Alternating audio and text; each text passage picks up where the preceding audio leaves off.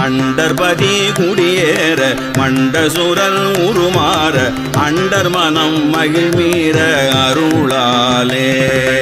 அந்தரியோடு உடனாடும் சங்கரனும் மகிழ் கூற ஐங்கரனும் உமையாளும் மகிழ்வாக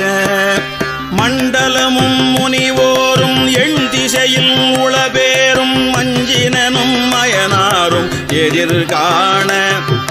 மண்டலமும் முனிவோரும் எண் திசையில் உளபேரும் அஞ்சினனும் மயனாரும் எதிர்காண